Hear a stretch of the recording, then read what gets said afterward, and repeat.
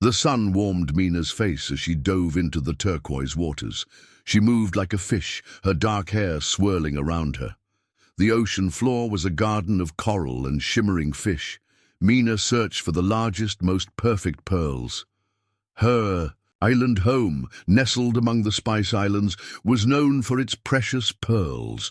Life was simple, filled with the rhythm of the waves and the scent of cloves and cinnamon. Mina's days were spent diving, laughing with her sisters, and listening to her father, the island's Sultan, tell stories of their ancestors. Far away, across the vast ocean, Sultan Umar stood on a dusty battlefield. The air was thick with the smell of smoke and sweat. Umar, a tall, strong man with a stern face, watched his soldiers clash with the enemy.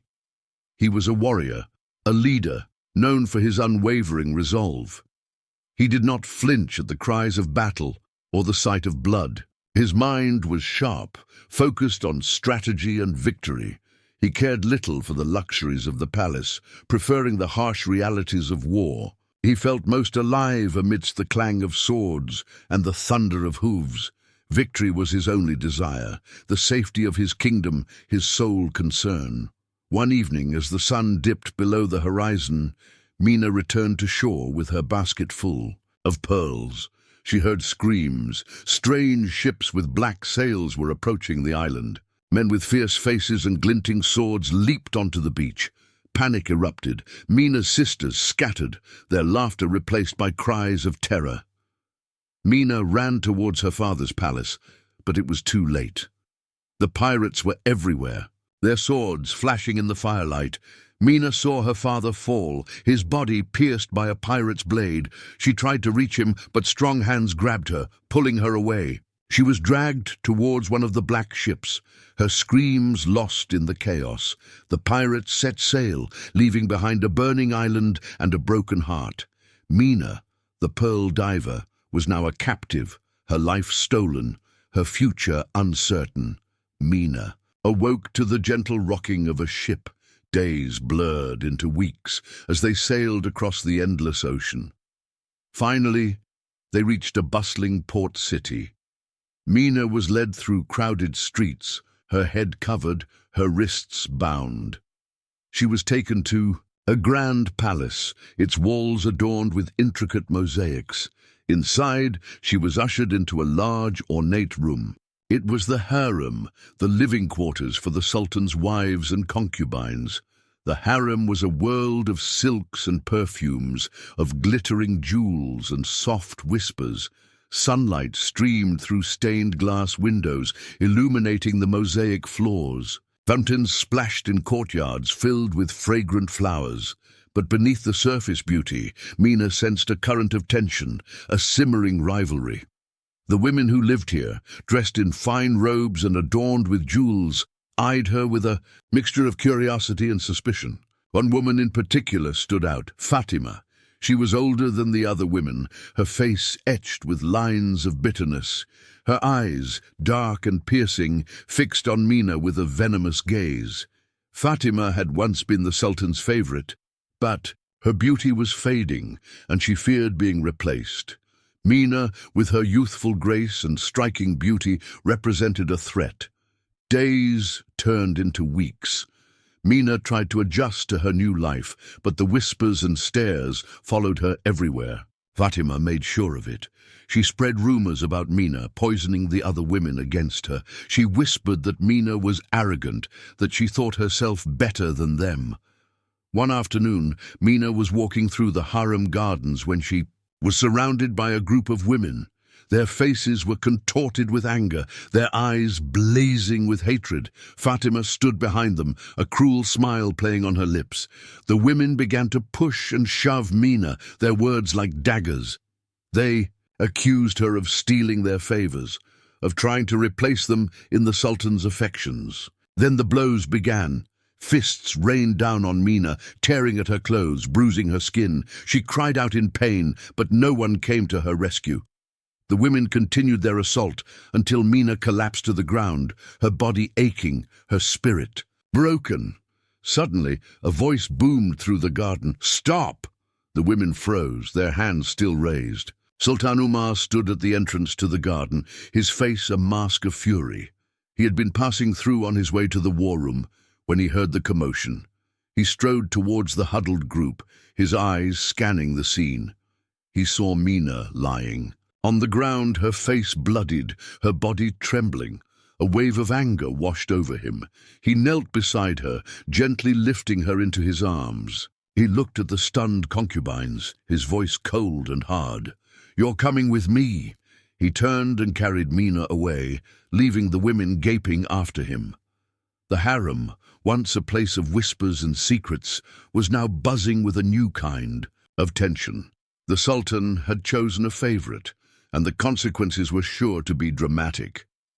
Umar carried Mina through the labyrinthine corridors of the palace, his footsteps echoing on the marble floors. He reached his private chambers, a suite of rooms far removed from the bustling harem. He laid Mina gently on a plush divan, the rich fabrics a stark contrast to the rough stone floor of the garden. He called for his personal physician, a trusted old man who had served his family for generations. The physician examined Mina's wounds, cleaning the cuts and applying soothing balms. Umar watched in silence, his face etched with concern. He dismissed the physician and sat beside Mina, his gaze fixed on her pale face. He reached out and gently brushed a stray lock of hair from her forehead. Mina's eyes fluttered open. She looked at Umar, her expression a mixture of fear and confusion. "Where am I?" she whispered, her voice hoarse. "You are safe," Umar replied, his voice soft, a stark contrast to the booming command he had issued in the garden. "You are in my chambers." Mina's eyes widened. She tried to sit up, but Umar gently restrained her. "Rest," he said. "You need to recover." "The other women," Mina began, her voice trembling. "They will not harm you again," Umar assured her. "I will see to it." A long silence hung in the air. Mina looked around the room, taking in the rich tapestries, the gleaming furniture, the books lining the shelves. It was a world away from the simple life she had known on her island. "Who are you?" she asked, her voice barely a whisper. "I am Umar, the Sultan of this kingdom," he replied. Mina's eyes widened again. She had heard tales of the powerful Sultan, the warrior king who ruled with an iron fist. But the man sitting beside her, his gaze filled with concern, seemed different from the stories. "Why did you save me?" she asked. Umar hesitated for a moment. "I could not stand to see such cruelty," he finally said. "No one deserves to be treated that way." Mina looked at him, her eyes searching his face. She saw a flicker of something in his gaze, something that made her heart beat faster. It was not pity, nor was it simply kindness. It was something more, something deeper. Meanwhile, back in the harem, the news of Umar's actions spread like wildfire. The women whispered amongst themselves, their voices filled with disbelief. The Sultan had never shown such concern for any of them. He had never brought a concubine to his private chambers. It was unprecedented. Fatima seethed with rage. Her plan had backfired. Instead of eliminating Mina, she had inadvertently brought her closer to the Sultan. She vowed to find a way to destroy Mina, even if it meant risking the Sultan's wrath. The air in the harem was thick with tension, the calm before the storm. Days turned into weeks, and Mina slowly recovered from her injuries. The bruises faded, replaced by the soft glow of her natural almond skin. She was given new clothes, silks and satins that flowed around her like water. She ate meals fit for a queen, served on silver platters. She had her own chambers, a small but comfortable room adjoining Umar's private suite. She was safe, protected from the venomous whispers and cruel glances of the harem. Yet she felt isolated.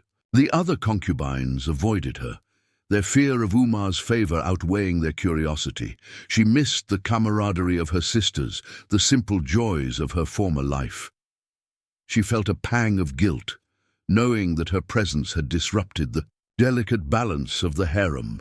She had become a symbol of the Sultan's unusual attention, a source of resentment and envy. Umar, however, found himself increasingly drawn to Mina. He would visit her chambers, often finding her reading one of the many books he provided. He was surprised by her quick wit and keen intelligence. He discovered that she was not simply a beautiful face, but a thoughtful, insightful woman with a thirst for knowledge. He enjoyed their conversations, finding her perspectives refreshing and challenging. He would speak to her of his concerns for the kingdom, the pressures of ruling, the burden of his crown.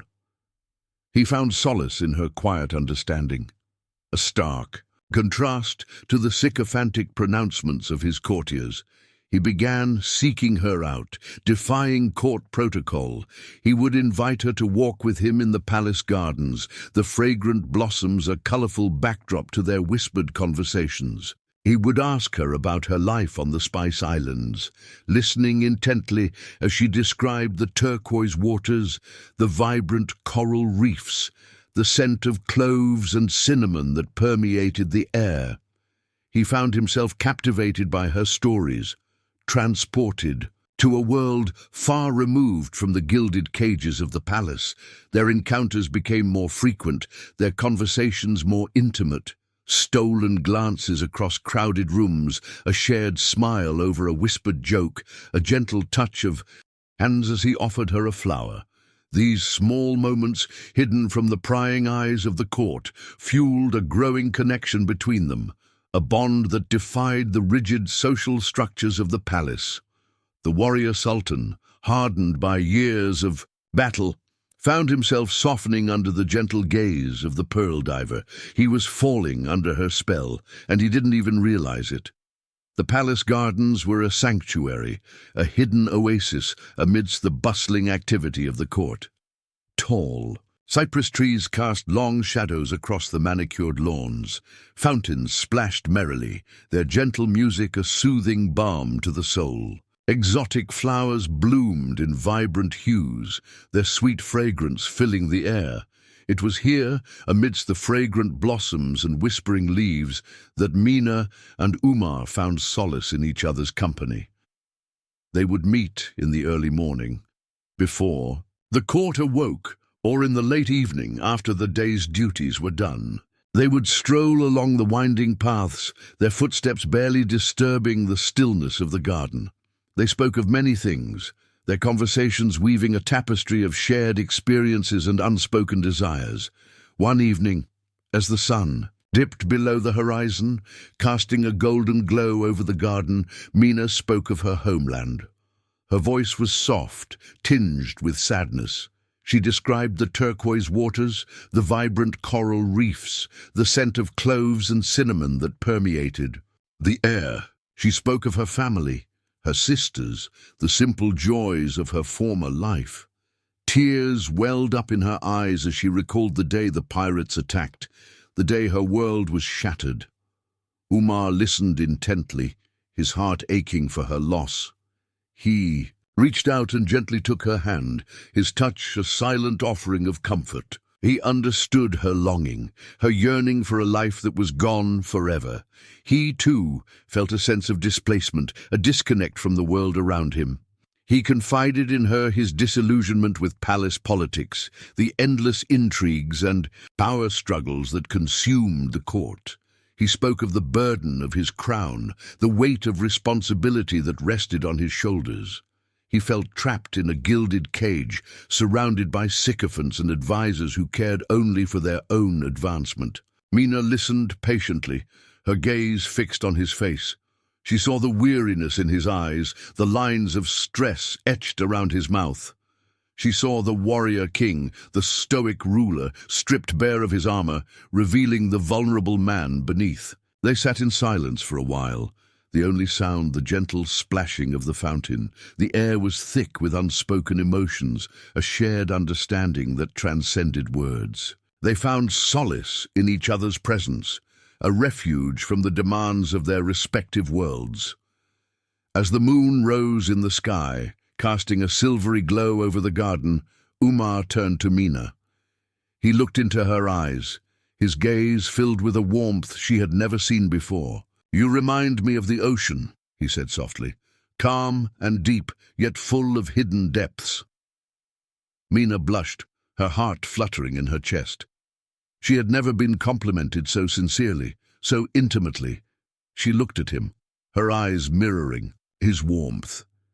"And you," she whispered, "remind me of the mountains, strong and unwavering, a protector against the storms." Their hands remained clasped together, their fingers intertwined. In that moment, amidst the fragrant blossoms and whispering leaves, their connection deepened, their bond strengthened. They were two souls, lost and alone, finding comfort and solace in each other's presence. The whispers in the garden were not of secrets or intrigues, but of shared hopes and dreams, of a future yet to be written. Fatima watched from the shadows, her eyes burning with a cold fire. She had seen the stolen glances, the whispered conversations in the garden. She had witnessed the growing affection between Umar and Mina, and it filled her with a venomous rage. She had once held the Sultan's favor, and the thought of another woman taking her place was unbearable. She vowed to destroy Mina, to tear down the fragile bond that had formed between them. Fatima was cunning and manipulative. She knew how to play the game of courtly intrigue, how to twist words and manipulate events to her advantage. She began to sow seeds of discord, whispering lies and half-truths to anyone who would listen. She painted Mina as an ungrateful wretch, a manipulative temptress who was using her beauty to ensnare the Sultan. She spread rumors that Mina had been overheard criticizing the queen, questioning her authority and mocking her fashion. She claimed that Mina had deliberately snubbed the queen during a formal reception, refusing to bow before her. These lies, though baseless, began to take root in the fertile ground of courtly gossip. Fatima also manipulated events to make Mina appear disrespectful. She arranged for Mina to be given a task that was traditionally performed by a lower-ranking servant, hoping to humiliate her in front of the court. She intercepted messages meant for Mina, ensuring that she arrived late for important meetings, making her appear careless and dismissive.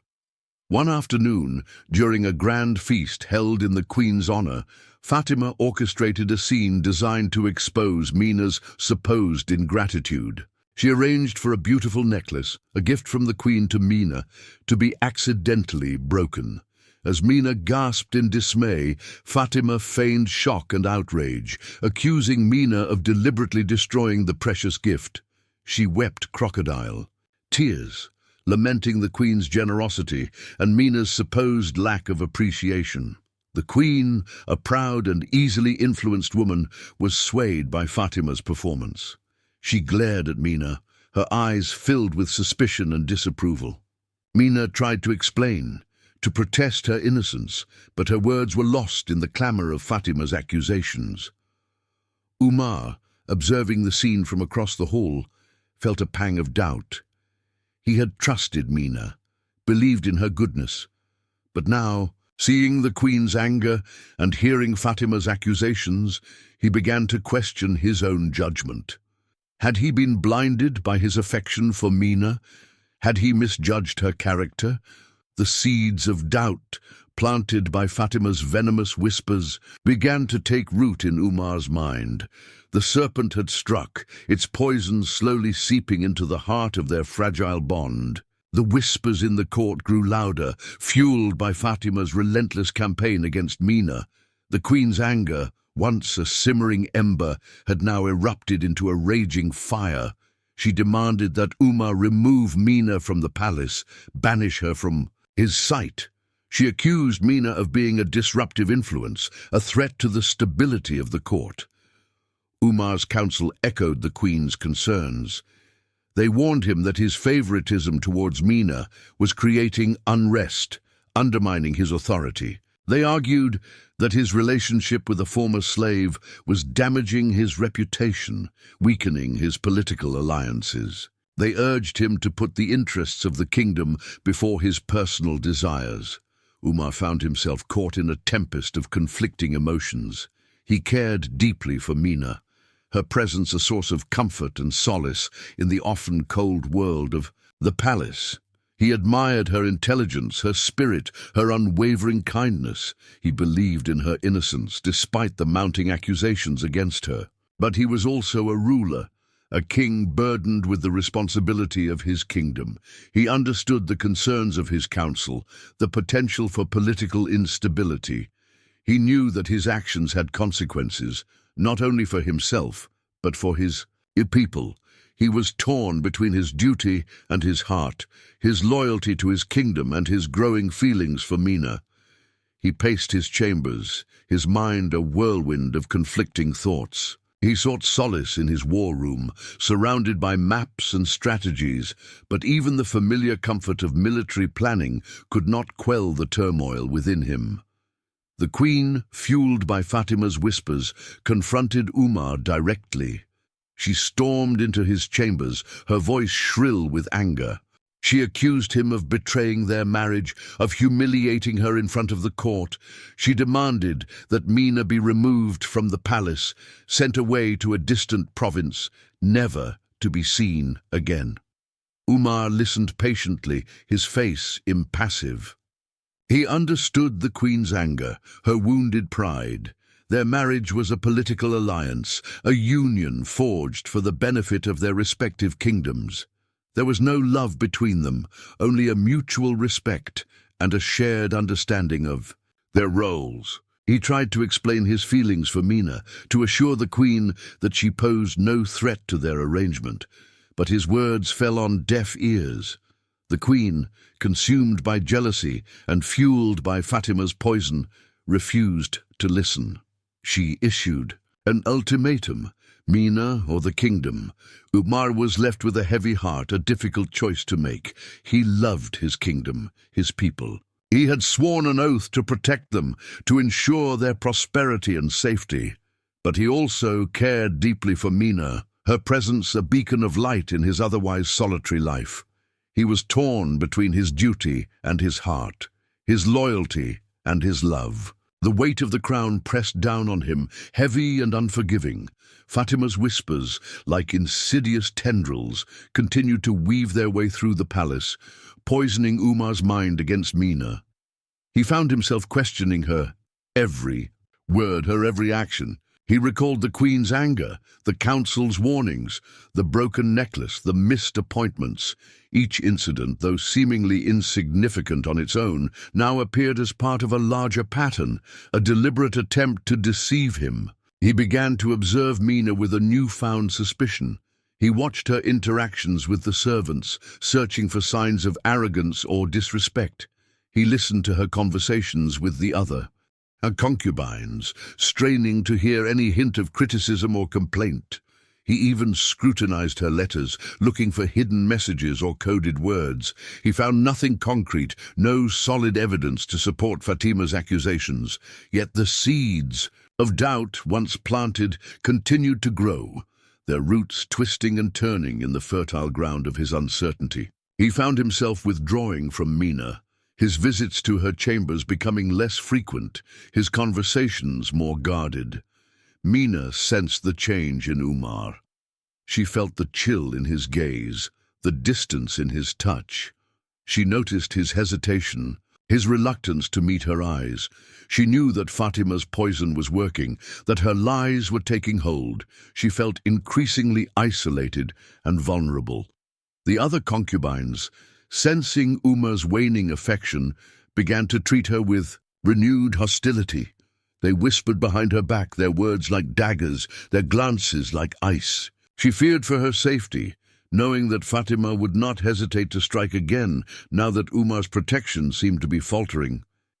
She tried to speak to Umar, to explain her innocence, to reassure him of her loyalty, but he seemed distant, preoccupied, unwilling to listen. His mind was a battlefield, torn between his heart and his duty, his trust and his suspicion.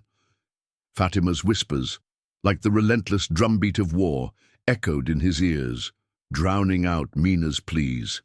The palace, once a sanctuary, now felt like a prison. The walls seemed to close in on her, the air thick with suspicion and fear. She longed for the open sea, the familiar comfort of the waves, the freedom of her former life. She felt trapped, alone, with no one to turn to. The shadows of doubt, cast by Fatima's venomous whispers, had fallen upon them both, threatening to engulf their fragile bond in darkness. Mina sat alone in her chambers, the silence broken only by the gentle rustling of the silk curtains. The opulent surroundings offered little comfort. She felt a deep ache in her heart, a yearning for the familiar sights and sounds of her homeland. She missed the salty tang of the sea air, the warmth of the sun on her skin, the laughter of her sisters. She longed for a life that was now lost to her, stolen by the pirates who had ravaged her island home. She reached for a small, worn pouch, the only possession she had managed to salvage from the wreckage of her former life. It contained a few trinkets, small reminders of her family and her heritage. She opened the pouch and gently poured its contents onto her lap, a smooth grey pebble she had found on the beach as a child, a dried flower, a gift from her mother, a small carved wooden bird, a toy her father had made for her. As she sifted through the familiar objects, her fingers brushed against something hard and unfamiliar.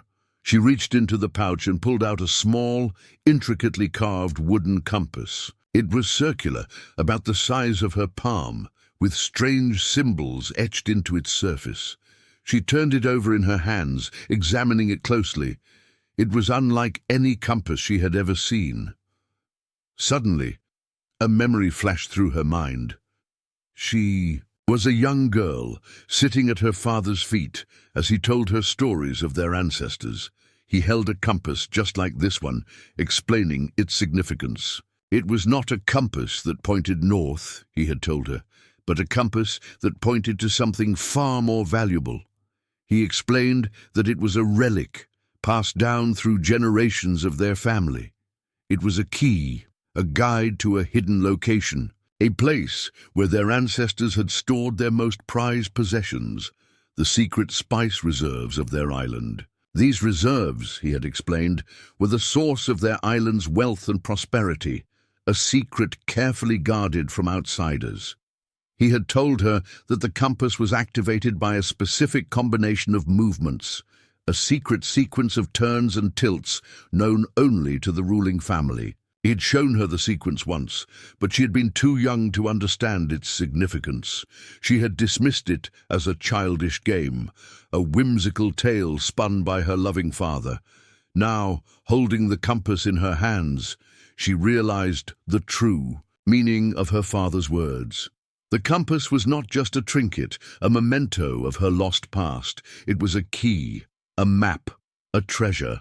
It was the key to reclaiming her heritage, to restoring her family's legacy. It was a secret that could change everything. Umar found little peace in the grand chambers of the palace. The queen's accusations echoed in his ears, the council's warnings a constant drone. Doubt, like a persistent fly, buzzed around his head, refusing to be swatted away. He needed clarity, a space to think, to strategize, to find a solution to the growing unrest that threatened to consume his court. He sought refuge in his war room, a place where the complexities of politics gave way to the stark simplicity of maps and military maneuvers. The war room was a stark contrast to the opulent luxury of the rest of the palace. Bare stone walls were covered with maps, their intricate lines depicting the boundaries of his kingdom, the locations of his armies, the positions of his enemies. A large wooden table dominated the center of the room, littered with scrolls, compasses, and miniature figures representing troops and fortifications. The air was thick with the smell of parchment and ink, a scent that Umar found strangely comforting. He traced his fingers across the lines on a map, his mind racing. He was a warrior, a strategist, accustomed to making difficult decisions. He had faced countless battles, overcome insurmountable odds, yet this internal conflict, this war within his own heart, proved to be his greatest challenge. He could conquer armies, subdue rebellions, but he could not conquer the doubt that gnawed at his soul. He pushed the maps aside, his frustration growing. He could not focus, his thoughts constantly returning to Mina. He pictured her alone, in her chambers, surrounded by the luxury he had provided, yet isolated and vulnerable. He remembered her laughter, her intelligence, the quiet strength that radiated from her. He could not shake the feeling that he was making a mistake, that he was being manipulated by Fatima's lies. A soft knock at the door interrupted his thoughts. He hesitated for a moment, then called out, "Enter." The door opened slowly, revealing Mina. She stood in the doorway, her figure framed by the flickering candlelight. She held a small, intricately carved wooden compass in her hand. Her face was pale, but her eyes shone with a newfound determination. She looked at Umar, her gaze steady and unwavering. "I need to speak with you," she said. "I have something to tell you, something you need to know." Umar gestured for Mina to enter. She stepped into the war room, the starkness of the surroundings a stark contrast to her delicate beauty. He closed the door behind her, shutting out the whispers and intrigues of the court. "What is it, Mina?" he asked, his voice laced with weariness. Mina walked towards the table, her gaze fixed on the compass in her hand. She took a deep breath, gathering her courage. "This compass," she began, her voice soft but firm, "is not just a compass. It's a key." Umar raised an eyebrow, intrigued. He had seen countless compasses in his lifetime, but this one was different. It was intricately carved, adorned with strange symbols he did not recognize. "A key to what?" he asked. "It's a key to my family's legacy," Mina replied. "A legacy that was stolen from me, along with my home, my family, my life."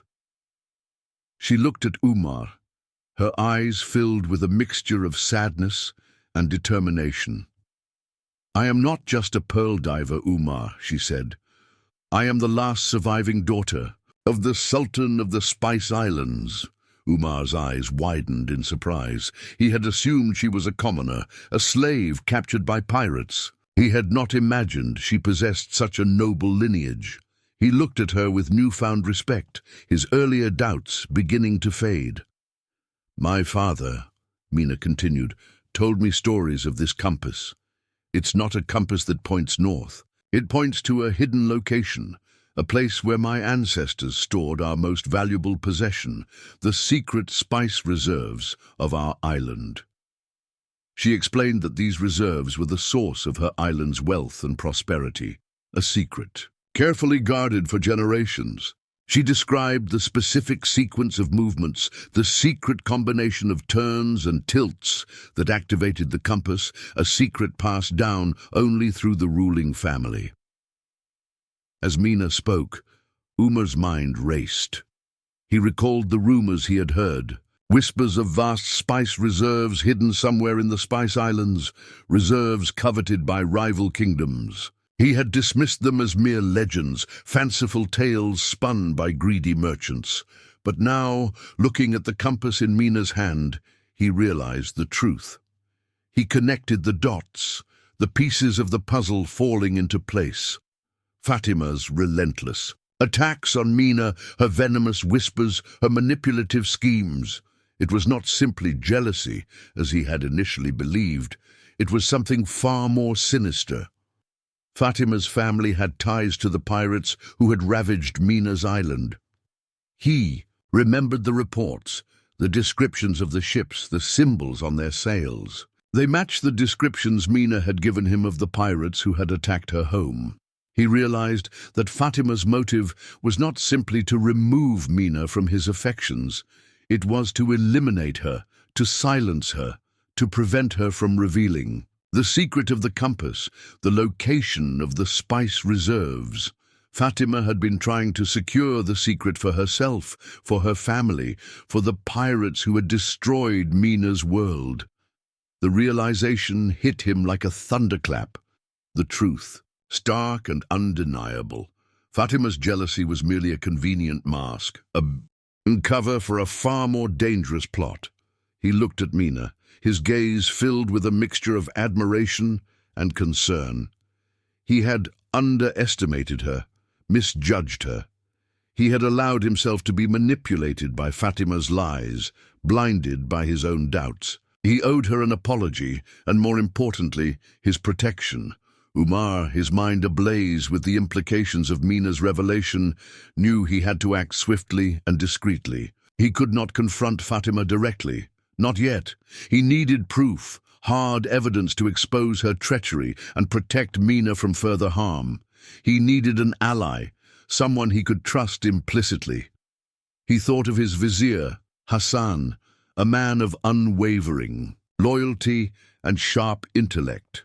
Hassan had served his family for generations, his wisdom and discretion a valuable asset.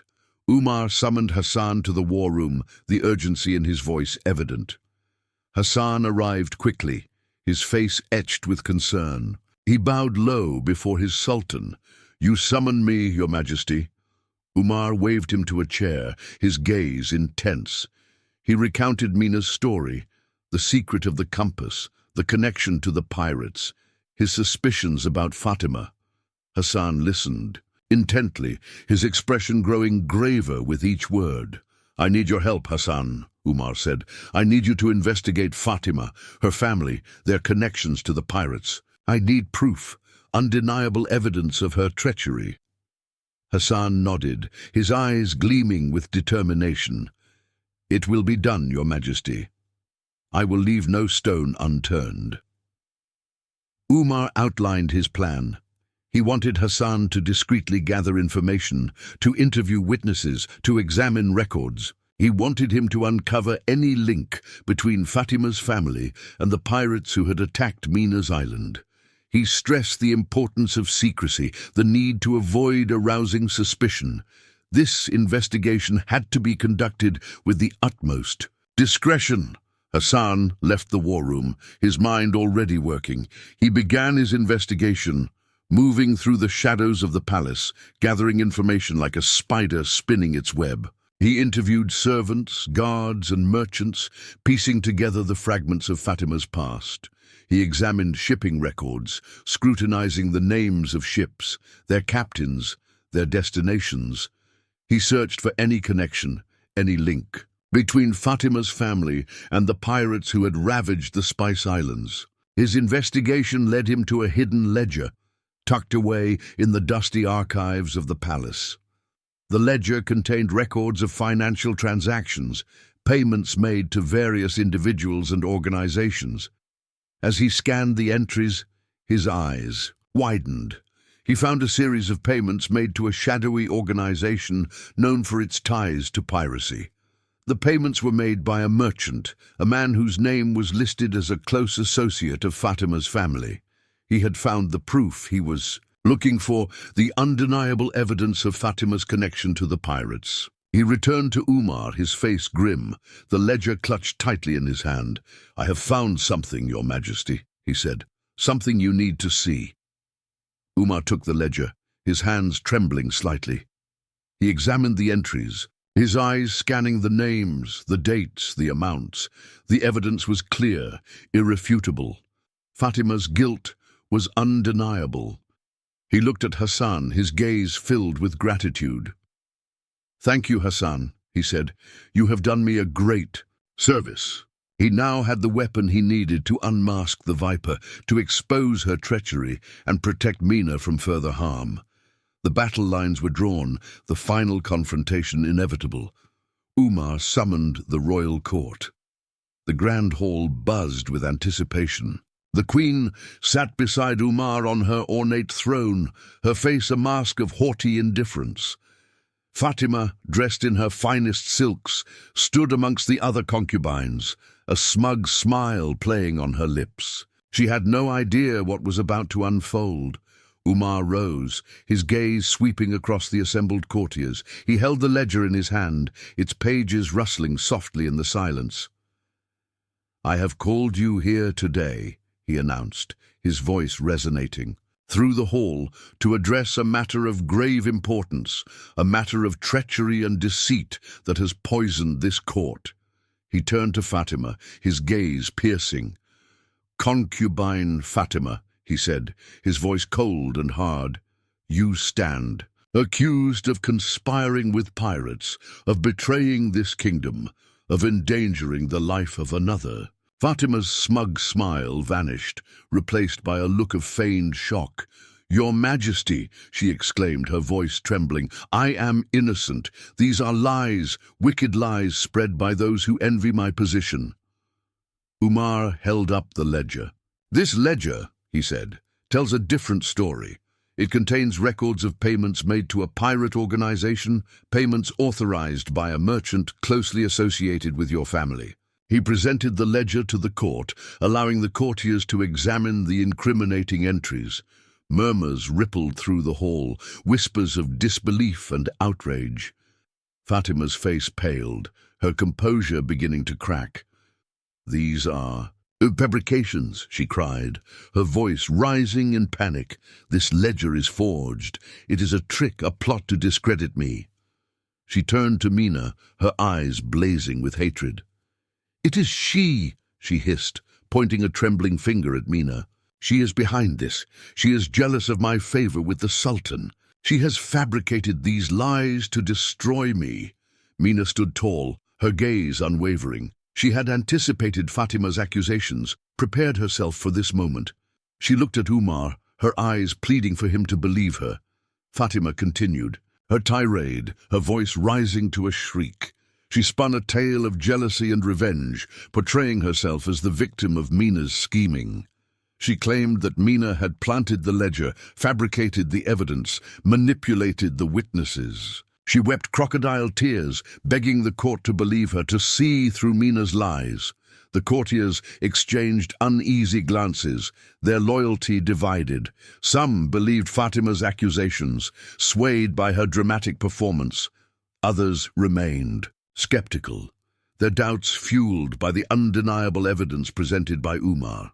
The hall was filled with tension, the air thick with suspicion and uncertainty. The fate of both Mina and Fatima hung in the balance, dependent on Umar's judgment, his ability to discern truth from falsehood. The court held its breath, suspended between belief and disbelief. Fatima's cries echoed through the hall, her accusations hanging heavy in the air. Umar watched her, his expression unreadable. He glanced at Mina, saw the quiet strength in her eyes, the unwavering conviction in her stance. He had doubted her, allowed himself to be swayed by Fatima's poison. But now, seeing her courage in the face of such vicious accusations, he knew in his heart that she was telling the truth. Mina stepped forward, her voice clear and steady. "Fatima's words are empty," she said, addressing the court. "She claims this ledger is a fabrication, a plot to discredit her. But I hold in my hand something far more compelling, something that cannot be forged, something that will reveal the truth." She opened her hand, revealing the small, intricately carved wooden compass. The courtiers gasped, their eyes fixed on the strange object. They had heard whispers of this compass, rumors of its power, its connection to the lost spice reserves. "This compass," Mina continued, "is not merely a navigational tool.